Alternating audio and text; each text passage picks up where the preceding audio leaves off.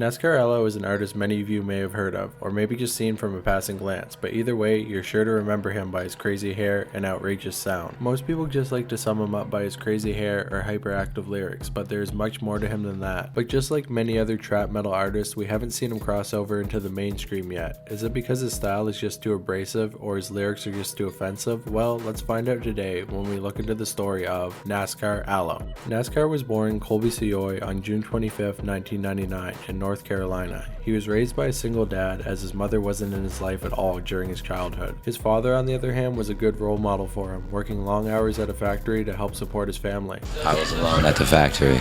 Life was hard at the factory.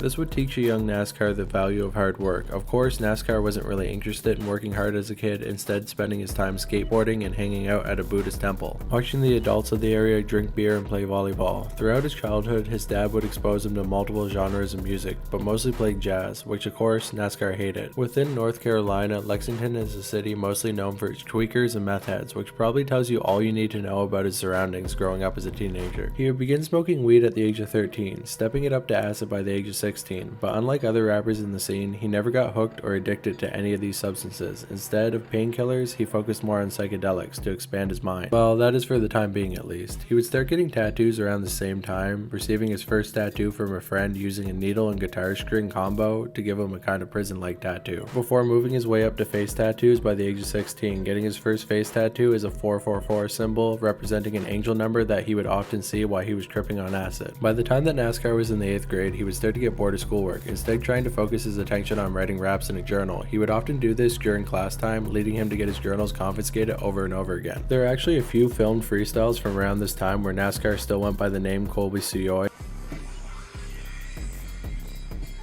Mark had a dream. Kendrick had a dream. Now Colby has a dream. What up?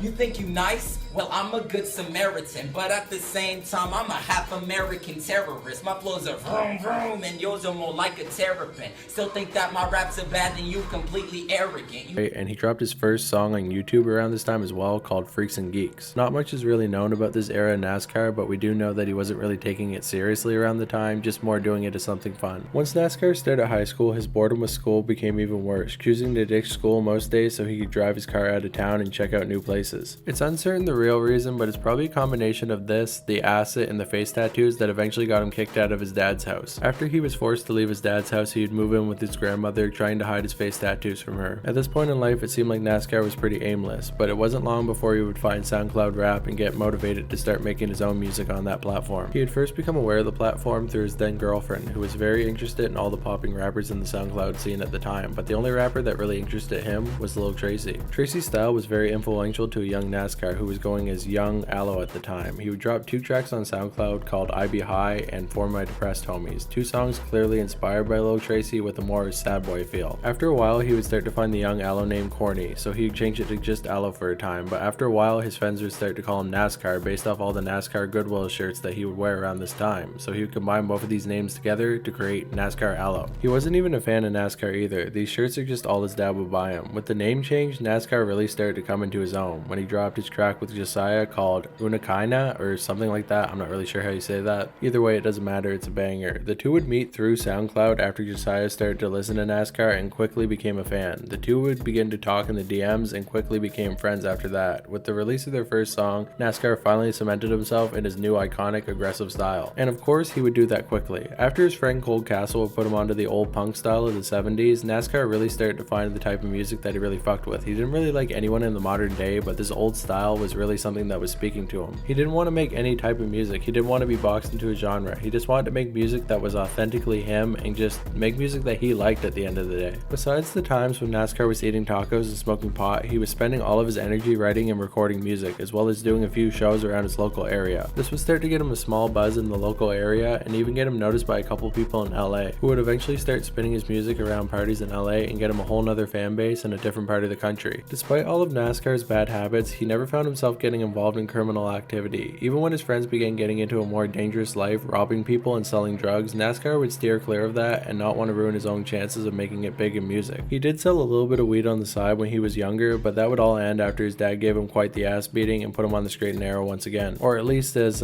straight a arrow as Nascar Aloe can be. Eventually these same managers that would start to play his music in LA would sign him on and actually fly him out to LA to start making music there. He'd really start to pop off in early 2019, dropping his track I Don't Dance, which blew up on TikTok at the time, and TikTok wasn't as big of a deal back then, but it still helped his career quite a bit. Once arriving, he would sign a deal with Death Proof Records, an indie label in the area. He would also sign a distribution deal with United Masters, making sure that he got 100% creative control over his own music, which he would immediately take advantage of when he dropped his next big hit, Fed Up. He was also doing crazy numbers on YouTube at the time for all the rest of the songs that he had dropped, and he would start to get the reputation in the area for having crazy shows and the best mosh pits around. Nascar would hype these performances up by often indulging in acid before getting on stage. Being in LA full time, Nascar finally got a chance to meet Josiah in person. Seeing as how they blew up around the same time, they had a lot in common when it came to their careers, and they would get together a lot of times to make songs. This would open up a huge opportunity for Nascar, appearing in a Cole Bennett directed video for Josiah's song Crisis. He only really appeared for a few seconds at the start, rubbing a cigarette on his tongue, but that was all it took for people to get hooked on him. Many people would start to look into the crazy looking rapper, bringing many more eyes to his music. The timing of this worked out perfectly for him because he was about to drop his first album, Shithead. He immediately went on tour following this release, getting to meet artists all over the country like Zillakami, who he would later make a song with in 2020 called ACAB, or All Cops Are Bastards. He would also get one of his tracks on the No Jumper channel called Sirens. After this, a strange beef occurred between Nascar Aloe and Playboi Carti when both acts would appear at Travis Barker's son's birthday party. At the event, Nascar would ask Carti, "Are you punk?" and Carti would reply, "Yeah." Nascar then responded, "If you're so punk, then buy me an Uber." Carti would take offense to this for some reason, leading him to splash his drink in Nascar Aloe's girlfriend's face. He then proceeded to call the security to push both of them out of the way so he could get to his car. Nascar would tweet about this the next day, but after receiving no response from Carti, the beef went cold. If you could really call this a beef, it's not really a beef. Things would randomly spark up again later that year when Carti would begin his rollout for Whole Lotta Red. He would promote his album by creating a website made up of a single looping video showing Carti stomping on a camera. This website looked eerily similar to Nascar's own website, where he can be seen doing the exact same thing. Nascar would notice this and he would tweet about it the next day. His management would later speak on this situation, explaining it was no big deal. It seemed like Nascar was hitting all the right steps to be a huge SoundCloud rapper. The No Jumper video, meeting up with other rappers and getting good collabs, beefing with Carti, it was all there. But it seems like Nascar never really wanted that. He didn't see himself up there with the biggest names in the industry. He just wanted to make the music he enjoyed, live his life the way he wanted to, and please his fans. Pretty commendable if you ask me. He also wants to delete himself, but here's hoping he's given up on that in recent years. And that pretty much sums up what Nascar Aloe has been up to in recent years, doing shows, recording new music, and mostly just staying low key. In 2022, he dropped his much anticipated follow-up to Shithead called American Wasteland. Unfortunately though, a lot of fans were disappointed with this release. First of all, it was delayed many times, and when it finally did come out, it seemed like he was under the influence of drugs when he was recording it. And not in a cool little Uzi like I'm popping some perks in the studio type shit, more like I'm popping heroin and I'm about to pass out. And before you say it, I know you don't pop heroin, you inject it, but I don't really give a fuck. But either way, overall, Nascar Aloe is one of the most underrated members of the SoundCloud wave. His style is unique, his shows are crazy, and he just seems like a genuinely good guy. He just does what he loves, and he really loves to make music for himself and his fans. And I do think he has the potential to cross over into the mainstream, but at the end of the day, would any of us really want that? Maybe it's better he stays right where he is. Also, Nascar masturbated into a canoe when he was at summer camp, and I didn't really know where to add that, so I just put it here. Well, anyways, that's it. Thanks for watching this video. Or it would be it if we didn't mention the one last thing: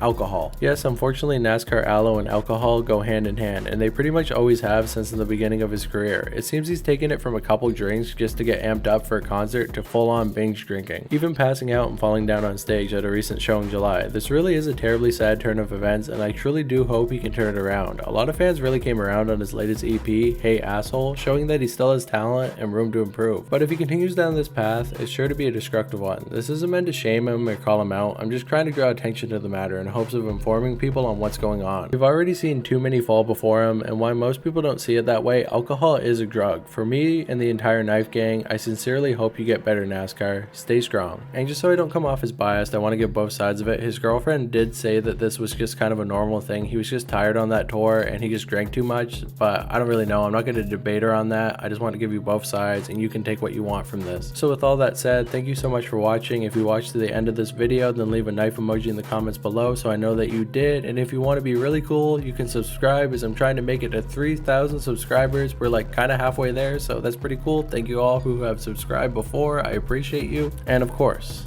as always, thank you guys so much for watching. Talk to you next time. Bye.